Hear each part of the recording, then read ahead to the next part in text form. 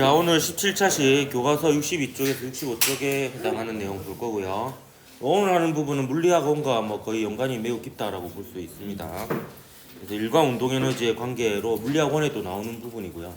이거를 조금 더 이제 수식적으로 더 다루는 부분인데, 물리학원에서도 결국에 계산 문제로 나오는 부분이니까 복습하는 차원에서 같이 살펴볼 수 있을 것 같습니다. 학습 목표는 등가 속도 운동에서 일 운동 에너지의 관계를 설명할 수 있다입니다. 등가 속도 운동이기 때문에 사실 힘이 일정한 경우만 다룬다라고 볼 수 있는데, 완전히 또 그런 것만도 아닌 게 용수철에 작용하는 힘은 또 힘이 일정하지 않거든요. 변형된 길이에 비례하기 때문에, 그래서 약간 조금 거기까지 확장되는 그런 부분이라고 볼 수 있겠습니다. 일단 이 운동 에너지 정리에 대해서 설명을 하도록 할게요. 일단 상황은 이렇습니다. 어떤 물체, 질량이 m인 물체가 처음에 v1의 속도로 가고 있었는데, 이 물체에 F라는 일정한 크기의 힘을 계속 지속적으로 가하는 거예요. 이게 사실 굉장히 힘든 일입니다. 이게 힘을 가하면 속도가 증가하는데, 그거에 맞춰서 정확하게 계산해가지고 좀 더 앞으로 더 움직여가지고 이렇게 움직임을 더 빨리 해서 이렇게 밀어줘야 되거든요. 그래서 이거는 실제로 실험을 해보기가 굉장히 힘든. 실제 실험은 어떻게 하냐면, 요 앞에 이제 용수철 저울을 달고 이제 그걸 당기면서 용수철 저울에 늘어난 길이가 일정하게끔 유지하는 그걸 보면서 이렇게 당겨야 되거든요. 저도 한 번도 안 해봤습니다. 근데 왠지 어려울 것 같아요.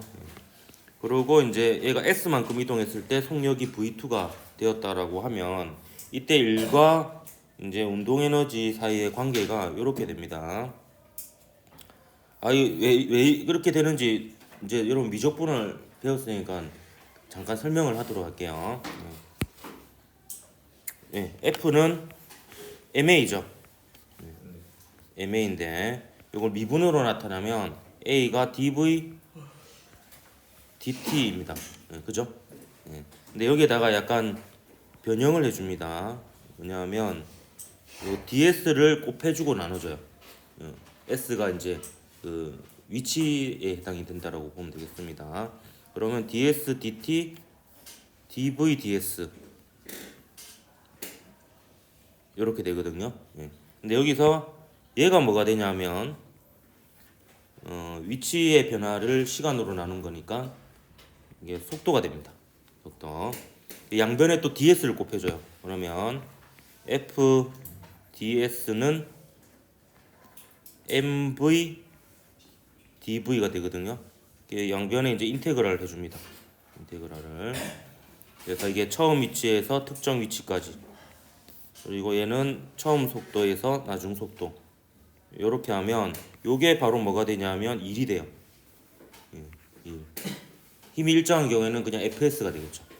fs가 되고, 얘가 2분의 1 mv 제곱을 v1에서 v2까지 한 게 되는 거죠. v에 대해서 적분하면 2분의 1 v 제곱이 되잖아요. 그래서 이런 운동 에너지 변화가 같다라는 식이 나오는 겁니다. 미적분을 다 배웠죠? 그러니까 이제 대략적으로 하면은 이렇게. 그래서 일 운동 에너지 정리도 결국에는 뉴턴의 제2법칙으로부터 나온 법칙이다, 이렇게 볼 수가 있겠습니다. 여기 정리를 하도록 할게요. 그래서 이렇게 쓸 수 있습니다. 힘이 일정한 경우에는 FDS 한 게 이제 여기 FS가 되겠죠. 인테그랄 FDS 하는 게 이렇게 되겠고요. 여기 1은 운동 에너지 변화와 같습니다. mv2의 제곱 빼기 2분의 1 m의 v1의 제곱, 이렇게 되겠네요. 그럼 이거는 뉴턴의 제2법칙으로부터 나왔으니까 F는 뭐게요? F는 MA라고 볼 수도 있고요.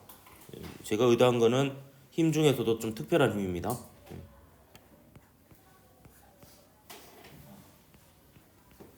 합력이죠. 알짜 힘입니다. 그래서 합력이 한 일, 알짜 힘이 한 일이 운동 에너지 변화가 같다라고 볼 수가 있겠습니다. 자, 이걸 기호로 쓰면 1은 W고요. 운동 에너지는 보통 EK 혹은 K 혹은 KE 이렇게 쓰는데, 저는 가장 간단한 문자인 대문자 K를 쓸 겁니다. 이게 다 운동 에너지의 변화량과 같다. 이렇게 쓸 수가 있겠습니다. 여기에 이제 뉴턴의 제2법칙의 또 다른 형태다 이렇게 볼 수 있습니다. 뉴턴의 제2법칙하고 관련된 게 충격량은 운동량의 변화량 과 같다는 식이고요. 일은 운동에너지 변화와 같다라는 식 이렇게 있습니다. 결국에 세 식 모두 공통점은 뭐냐면 힘을 주면 속도가 변한다 입니다. 그래서 여러분 물리를 배웠다면 다 까먹어도 요거 하나는 기억해야 돼요. 힘을 주면 뭐가 변한다? 속도가 변한다. 힘을 주지 않으면 속도가 일정하다. 요게 이제 각각 2법칙과 1법칙이 되겠습니다. 그러면 요거를 이제 응용하는 예들을 한번 볼게요. 여러분 그 물리학원 때 다 배웠던 건데 복습 삼아 다시 보도록 하겠습니다. 자, 그 역학적 에너지 보존식을 유도해 볼 거예요. 유도해 볼 건데 중력 포텐셜 에너지와 운동 에너지의 합이 일정하게 보존되는 경우는 그 조건이 기억이 나는지 모르겠네요. 정확한 조건은 뭐 마찰이 없을 때 공기장이 없을 때 이렇다보다는 정확한 조건은 중력만 일을 하는 경우, 중력만 일을 하는 경우 역학적 에너지가 보존됩니다. 결국 합력이 한 일이 곧 중력이 한 일이 될 때가 되겠습니다. 그러면 이렇게 이 상황을 한번 상상해 볼게요. 질량힘인 물체가 처음에 높이 H1에서 위쪽으로 V1의 속력으로 가고 있었습니다. 그럼 얘가 점점 올라가다가 이제 높이가 H2로 높아졌겠죠? 이 순간이 나중이고요. 이때 속력이 V2로 속력이 좀 줄어들었겠죠? 그럼 이때 동안에 이 물체에 작용한 힘은 중력밖에 없고 따라서 중력만 일을 하는 상황입니다. 그럼 이제 역학적 에너지가 보존이 되는 경우다 이렇게 볼 수 있죠. 그럼 이때 중력이 한 일은 중력이 한 일은 운동 에너지 변화와 같다라는 식을 쓰면 결국에 역학적 에너지 보존이 되는 겁니다. 그럼 여기서 작용하는 힘은 어느 방향이냐면 아래쪽으로 얼마입니까? mg가 작용하죠. 일단 요 녀석의 변이는 여기서부터 여기까지가 변이입니다. 근데 이 변이가 얼마예요? h2 빼기 h1이죠. 그러면 요 mg하고 h2 빼기 h1을 곱한 게 1인데 방향이 같습니까? 반대입니까? 반대죠. 그럼 플러스에서 마이너스예요. 마이너스 1이 되는 겁니다. 음의 1이. 그래서 이제 중력이 한 일은 마이너스 mg 곱하기 h2 빼기 h1 이렇게 되겠습니다. fs 한 거죠. 근데 f하고 s가 방향이 반대니까 음의 1을 하게 된 겁니다. 그 다음 우변은 그냥 그대로 쓰면 되죠. 나중 운동 에너지 빼기 처음 운동 에너지 하면 됩니다. 그래서 2분의 1 m v2 제곱 빼기 2분의 1 m의 v1의 제곱 이렇게 되겠습니다. 자, 요거 정리해서 1은 1끼리, 2는 2끼리, 1은 다 좌변으로, 2는 다 우변으로 넘겨보도록 하겠습니다. 그러면 식이 여러분이 잘 알고 있는 역학적 에너지 보존식이 되죠. 더하기 2분의 1 m v1의 제곱은 mgh2 더하기 2분의 1 m v2의 제곱 이렇게 되겠습니다. 근데 매번 이렇게 하기는 힘드니까 그냥 역학적 에너지 보존이 되는 상황에는 역학적 에너지 보존 법칙을 쓰는 것을 권장합니다. 매번 이렇게 힘하고 변이 구한 다음에 방향이 같은지 다른지 해서 플러스 마이너스 붙이고 이렇게 하기 힘들잖아요. 근데 역학적 에너지 보존은 또 좋은 점이 뭐냐면 다 더하기거든요.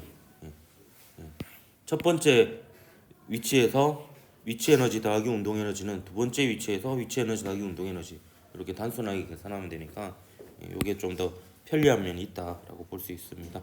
요 기호로 쓰면 U1 더하기 K1은 영국이죠. 유나이티드 킹덤.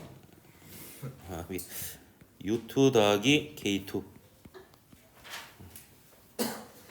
이렇게 되겠습니다. 그러면 얘를 우변으로 넘겨볼까요? 이렇게 우변을 넘겨보면 U2 빼기 U1, K2 빼기 K1 이 0이 되죠. 그래서 이렇게 식을 써볼 수도 있겠습니다.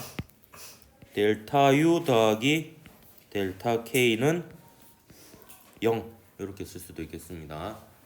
도르래가 나오는 문제 같은 경우에 역학적 에너지 보존을 쓸 때 이 식을 쓰는 게 더 편리한 경우가 있습니다.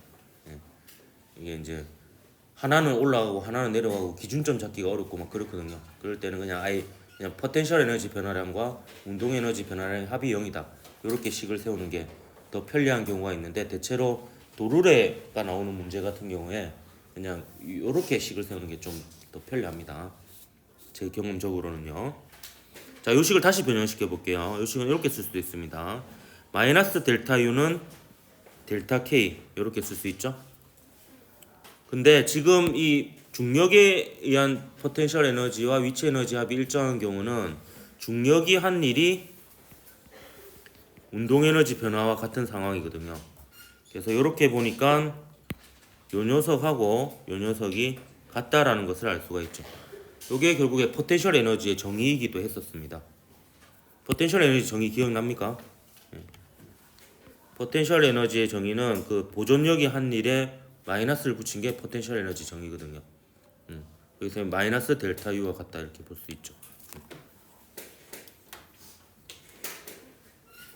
그래서 요 관계식도 좀 알아두면 좋을 것 같습니다. 보존력이 한 일은 마이너스 포텐셜 에너지의 변화량하고 같다 이렇게 쓸 수 있습니다. 그래서 이제 역학적 에너지 지표면 근처에서 역학적 에너지 보존에 대해서 한번 증명을 해보았고요. 그 다음에 탄성력만 일을 하는 경우 용수철에 달린 물체의 역학적 에너지 보존도 한번 해보도록 하겠습니다. 여기를 이제 A만큼 잡아당겨서 놓으면 얘가 플러스 A, 마이너스 A 이 그림이 좀 이러면 안 되는데 이렇게 해서 왔다 갔다 이렇게 진동을 하게 될 텐데 이제 임의의 순간 늘어난 길이가 x1일 때를 처음으로 두겠습니다. 그때 이제 이쪽 방향으로 속력이 v1이었습니다. 그럼 x2일 때는 속력이 더 빨라졌겠죠? v2가 된 이 순간을 나중이라고 할게요. 그래서 임의로 처음과 나중을 잡았습니다. 그러면 이게 그 변이에 따른 힘 그래프를 그려보면 이렇게 됩니다. F 이꼴 마이너스 KX잖아요. 얘는 마이너스 KX입니다. 그래서 X가 플러스면 F는 마이너스죠. 그래서 지금 현재 보면 요게 처음이고요. 요게 좀 빨간색으로 적을까? 요게 처음이고 요게 나중인 상황이다. 이렇게 볼 수 있습니다.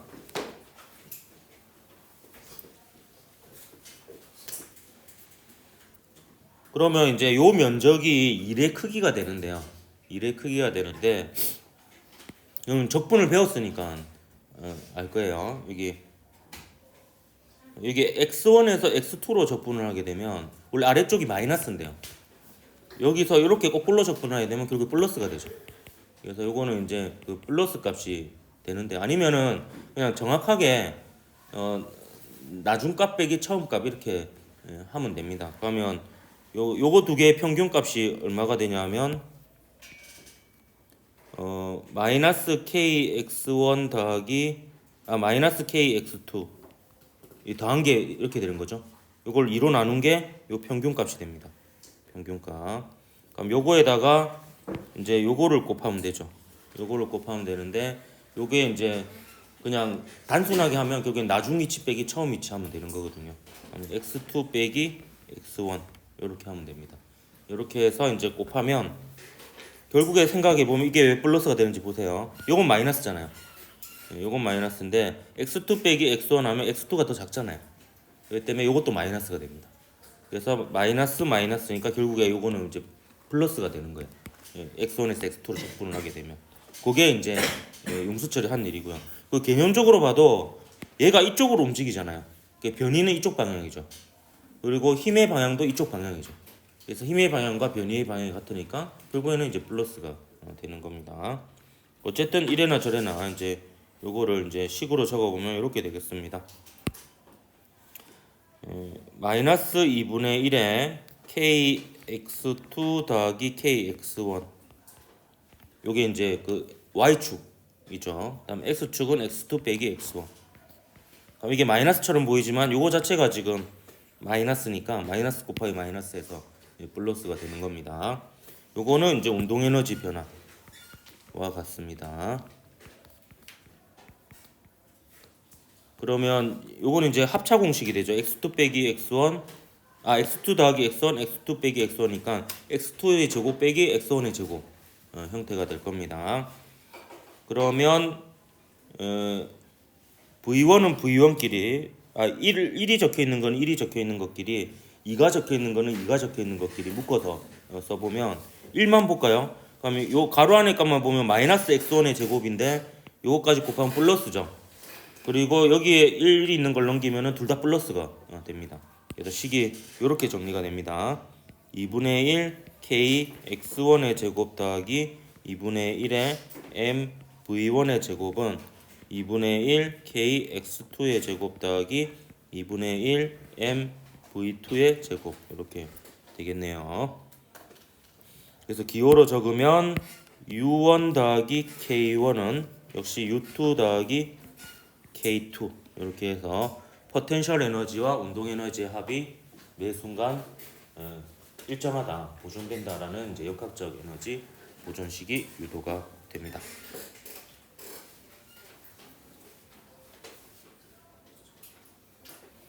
그래서 우리 물리학원에서 배웠던 역학적 에너지 보존식의 그 유도 과정을 한번 다시 살펴봤고, 역시 이것도 탄성력만 일을 하는 경우에 이렇게 역학적 에너지가 보존되는 것을 볼 수가 있습니다.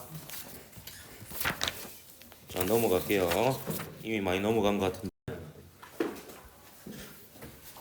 자, 그러면 좀 더 일반적으로 물리학 2에서는 특히 일반적인 경우로 문제가 많이 나왔었습니다.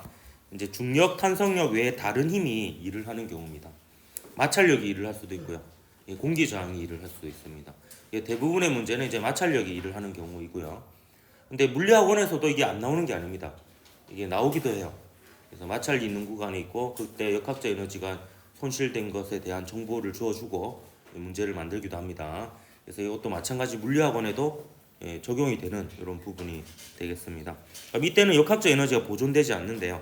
얼만큼 보존이 되지 않느냐? 아주 간단합니다. 그냥 중력, 탄성력 위에 다른 힘이 일을 한 만큼 역학적 에너지가 변화합니다. 그러면 중력, 탄성력 위에 다른 힘이 플러스의 일을 하면 역학적 에너지가 증가한 거고요. 그만큼 마이너스 일을 하면 그만큼 역학적 에너지가 감소한다, 이렇게 볼 수가 있습니다. 그래서 일반적인 식으로 이렇게 쓸 수가 있어요. 일 운동 에너지 정리를 적으면 이렇게 적을 수 있습니다. 중력, 탄성력 이외에 다른 힘이 한 일 하고요. 그 다음에 중력이 한 일 하고요. 그리고 탄성력이 한 일. 이러면 모든 힘이 한 일이 되죠. 다시 보세요. 요건 뭐냐면 중력, 탄성력 이외에 다른 힘이 한 일이에요. 그리고 중력이 한 일, 탄성력이 한 일 하면 이 물체에 작용하는 모든 힘이 한 일이 되니까 결국에 합력이 한 일이 됩니다. 그럼 얘가 뭐가 되겠어요? 운동 에너지의 변화량이 됩니다. 이게 일 운동 에너지 정리죠. 근데 얘가 뭐가 되냐면 얘가 포텐셜 에너지 변화량의 마이너스가 돼요. 중력이 한 일과 탄성력이 한 일은 각각의 포텐셜 에너지 변화량이 마이너스가 되거든요. 그럼 얘를 넘기면 결국 일반적인 식으로 이런 식이 됩니다. 이게 모든 에너지식을 대변하는 식이라고 볼 수 있습니다. 중력, 탄성력 이외에 다른 힘이 한 일, 마찰력이 한 일, 공기 저항이 한 일, 뭐 이런 것들입니다. 요것은 결국에 포텐셜 에너지 변화량 더하기 운동 에너지 변화량, 즉 역학적 에너지의 변화량과 같습니다. 그래서 마찰력이 음의 일을 하면 역학적 에너지가 줄어드는 거고요. 아니면 이제 중력, 탄성력 위에 다른 힘이 물체의 운동 방향과 같은 방향으로 작용해서 양의 일을 하면 걔가 일한 만큼 역학적 에너지가 증가하게 됩니다. 예를 들어보도록 할게요. 자, 이 다음부터는 전부 다 예입니다. 자, 마찰력이 일을 하는 경우입니다. 여기서부터 여기까지 가는데요. 마찰력이 운동 방향과 반대 방향으로 F로 계속 일정하게 작용하고 있고요. S만큼 이동했습니다. 이때 속력이 V0에서 V로 바뀌었어요. 그러면 마찰력이 일을 하는 경우죠. 그리고 이게는 지금 중력 포텐셜 에너지는 변화가 없습니다. 이 경우에는. 그래서 이제 요식을 쓸 건데요. 요식을 쓸 건데 얘는 고려하지 않아도 되는 거죠. 그래서 마찰력이 한 일이 곧 운동 에너지 변화가 됩니다. 그게 곧 또 일 운동 에너지 정리이기도 하죠. 이 경우에. 그래서 얘는 식을 이렇게 쓸 수 있어요. F하고 S의 방향이 반대니까 마이너스고요. 마이너스 FS는 2분의 1 MV의 제곱 빼기 2분의 1 MV0의 제곱, 이렇게 해서 문제를 풀 수가 있겠습니다.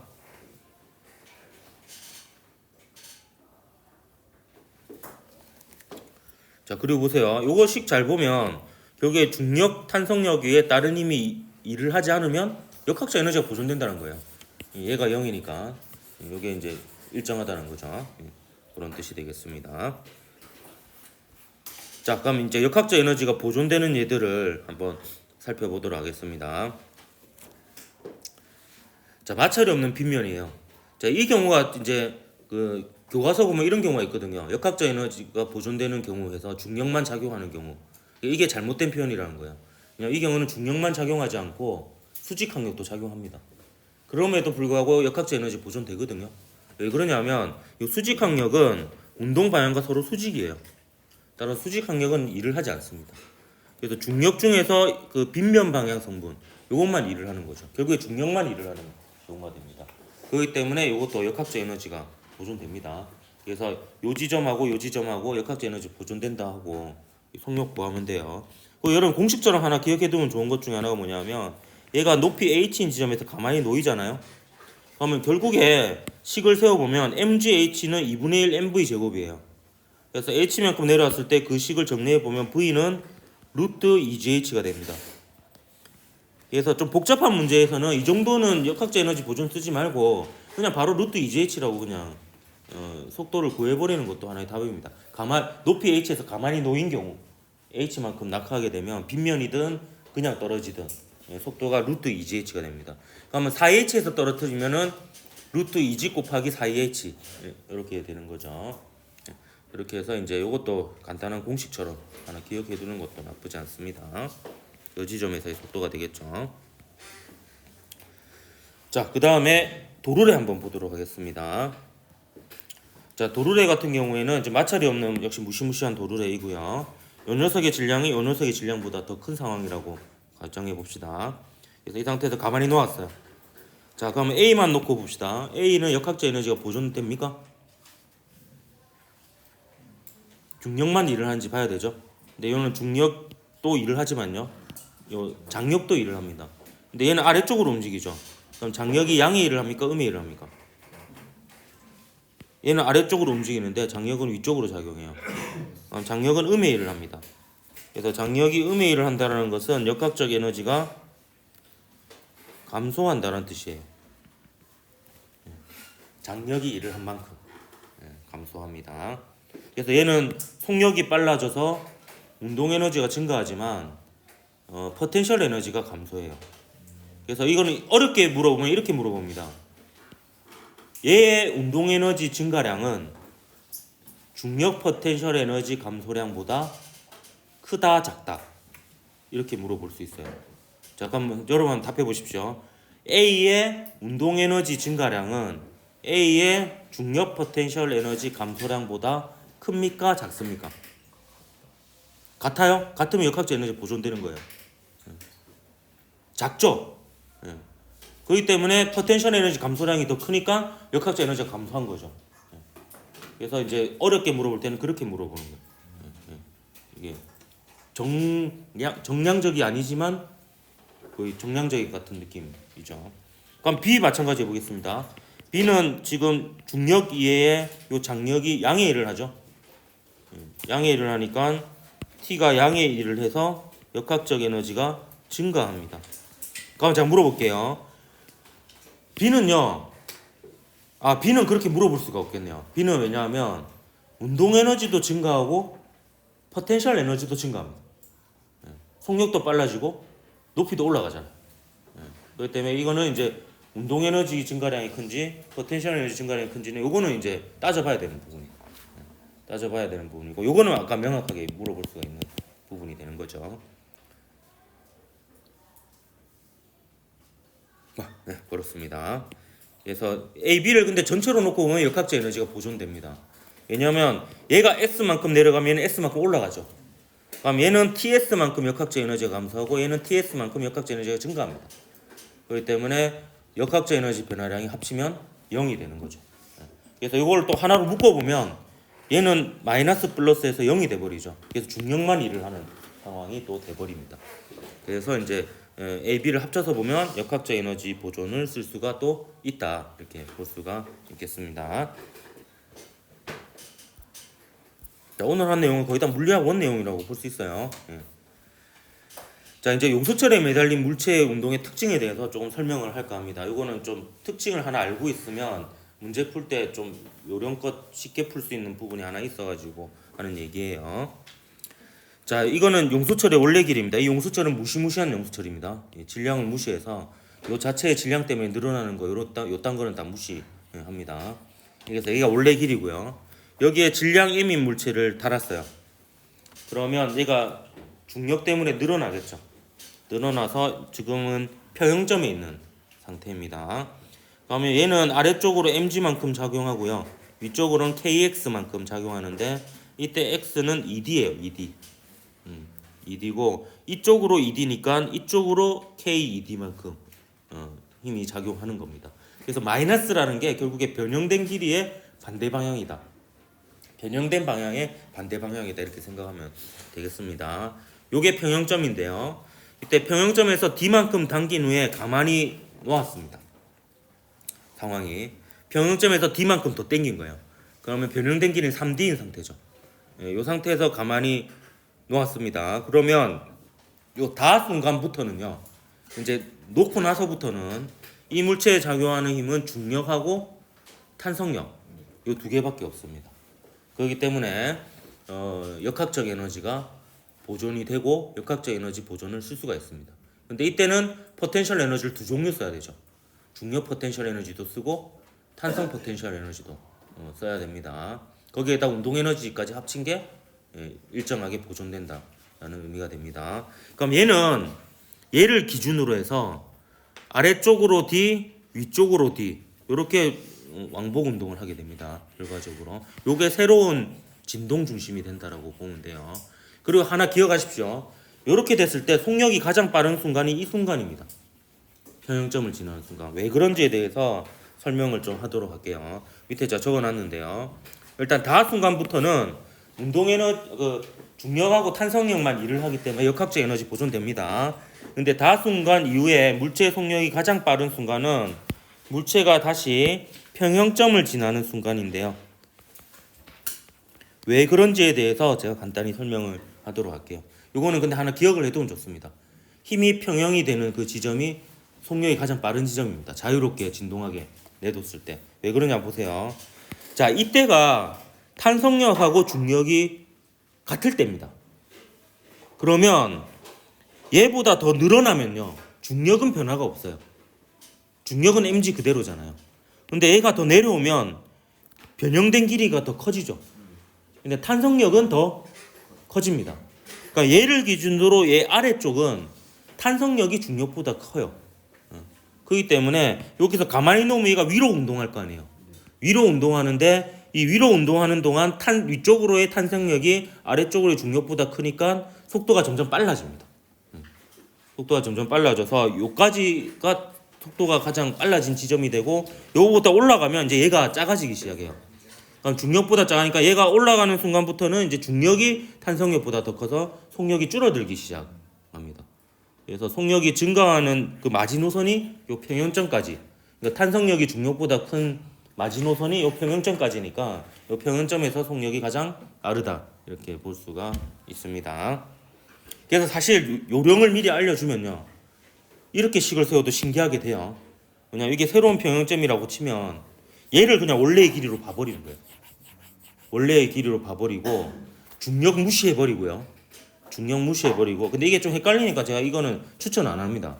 이게 개념적으로 좀 혼란이 갈 수 있거든요. 근데 이게 요령이라고 하면 이런 게 있어요. 뭐 이게 약간 학원식이죠. 중력을 무시하고 그냥 2분의 1 KD의 제곱은 2분의 1 MV 제곱 하면 그 V가 이 지점에 속력이 되긴 해요. 신기하게도. 근데 그거 안 하고 그냥 정석대로 풀게요. 그거는 약간 야매 방식이고요. 정석대로 그냥 기준점 하나 잡고요. 여기를 중력 포텐셜 에너지가 0이 되는 지점, 즉 H가 0이 되는 지점으로 하고요. 요 순간을 하나의 순간으로 하고요. 제가 형광펜으로 할게요. 요 순간을 하나의 순간으로 하고요. 그다음 우리가 궁금한 순간이 이 평형점을 지나는 순간이잖아요.